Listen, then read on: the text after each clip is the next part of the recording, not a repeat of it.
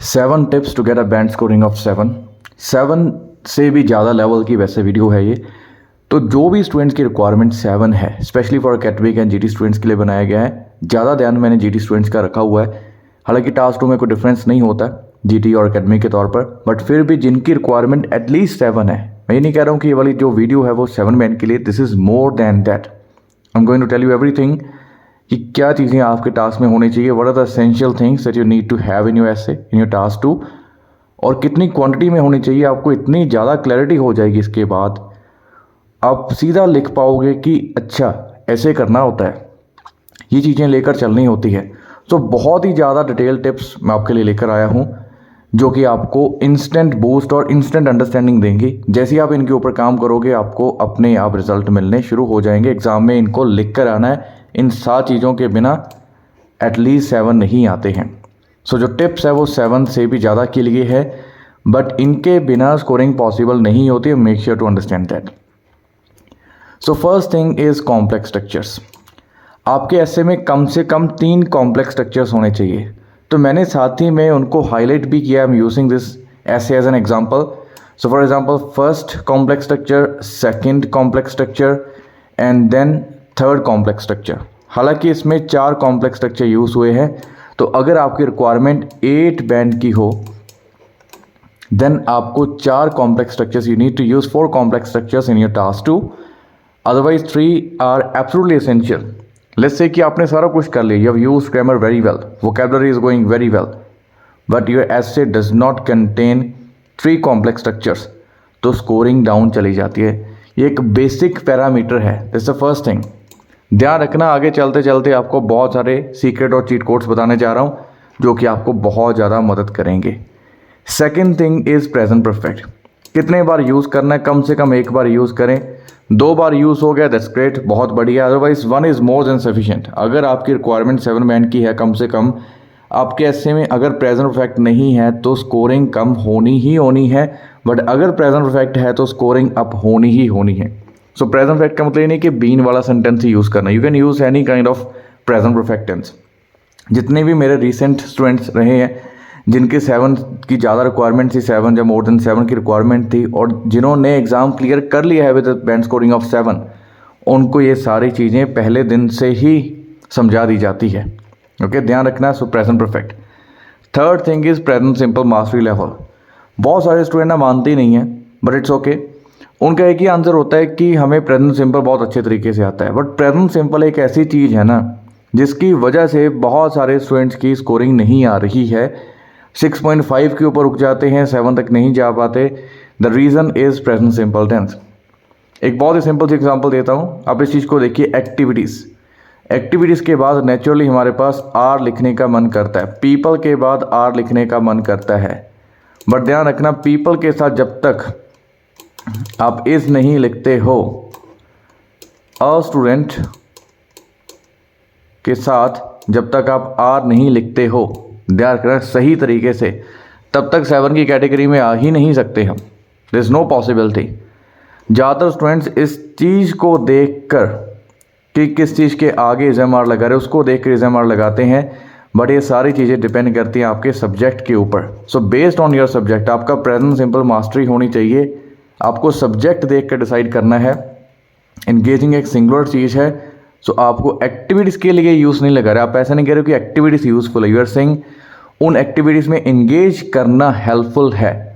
सो बहुत सारे स्टूडेंट को ये दिक्कत है, पीपल के साथ आर लगाने से स्कोरिंग नहीं आएगी, इज़ लगाने से ही स्कोरिंग आएगी सही वे में। ध्यान रखना, ऐसा मत कहना कि पीपल के साथ आर लगा दिया स्कोरिंग नहीं, इज़ लगा दिया स्कोरिंग नहीं है, सही तरीके से। So the mastery of present simple tense ये बहुत ही इंपॉर्टेंट चीज़ है। Models are the cheat code to a band scoring of 7।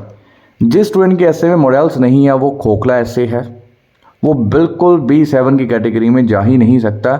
In fact अगर मैं कहूँ ये सारी चीज़ों को छोड़कर जितने भी आज मैं बताने जा रहा हूँ, अगर आप सिर्फ इतना सी चीज़ को अंडरस्टैंड कर लो कि you need to use models. Model समझते हो क्या होता है? Can, would, should, may, might. इनमें से भी सारे नहीं चाहिए। कैन हो गया, वुड हो गया, शुड हो गया, इन तीनों में मास्टरी कर लो। मास्टरी करने में कितने दिन लगेंगे? 10 से लेकर 15 मिनट लगेंगे, दिन नहीं लगेंगे, सिर्फ इतने टाइम में ही जो क्लासेस में इन सारी चीज़ों को अंडरस्टैंड करवा देता हूँ। आगे देखिए, आर्टिकल्स आपके 80% एक्यूरेसी लेवल तक होने चाहिए। काफ़ी स्टूडेंट्स को इस चीज़ की जो अंडरस्टैंडिंग नहीं होती कि आर्टिकल्स के बिना स्कोरिंग नहीं आती। आर्टिकल्स हम नॉट सेइंग कि 100% करेक्ट होने चाहिए, वो ज़्यादा बैंड स्कोरिंग के लिए चाहिए, but for a basic understanding for a band scoring of 7 आपकी आर्टिकल्स जो है किसी लेवल तक ठीक होने चाहिए। एक बहुत ही सिंपल सी टिप देता हूँ, टास्क 2 में जो भी चीज़ सिंगुलर हो, सिंगुलर का मतलब जो गिन सके और गिनती में एक हो, anything that is singular and 1 in number, उसके आगे आर्टिकल लगा दें। 6.5 बैंड आपके 6 से सीधा चले जाएंगे। उससे ज़्यादा के लिए थोड़ी सी मास्टरी करनी पड़ेगी, थोड़ी सी। सो फॉर एग्जांपल जैसे अ डायनेमिक प्लेटफॉर्म हमने लिखा है, एनीथिंग दैट इज सिंगुलर, उसके आगे आर्टिकल ए लगा दें। स्टूडेंट सिंगुलर नहीं था तो आर्टिकल ए नहीं लगाया। सो एनीथिंग जो सिंगुलर है, जैसे नोवेल चला गया, सिंगुलर है, आर्टिकल ए और एन के तौर पर लग जाएगा। ओके, सो मेक श्योर, जैसे यहाँ पर आ जाए एक्सटेंट, एक्सटेंट के आगे आपको थोड़ा सा समझना पड़ेगा किस तरीके से यूज़ करते हैं, बट आर्टिकल को यूज़ करें। गिव एन एग्जांपल, स्टूडेंट्स की एक रिक्वायरमेंट होती है, क्या हमें एग्जांपल देनी जरूरी है? 6.5 बैंड तक एग्जांपल देनी जरूरी नहीं है, बट 6.5 से अबव जब हम 7 की कैटेगरी में जाते हैं, first example, second example, one example is more than sufficient to get a band scoring of 7, but if you want to get a band scoring of 8 और more than that, then you need to go with 2 examples. Real life example देने की बजाय, जैसे आप personal example देने की बजाय real life examples दें, ऐसी एग्जांपल्स दें जो कि एक रियल लाइफ में एग्जिस्ट करती हो। अब अपनी पर्सनल एग्जांपल्स की तरफ बिल्कुल भी रिकमेंडेशन नहीं है। You need to give examples that are related to real life. कोई बुक है, कोई इस टाइप की बुक है that exists in the real life, उसके तौर पर आप एग्जांपल दे सकते हो।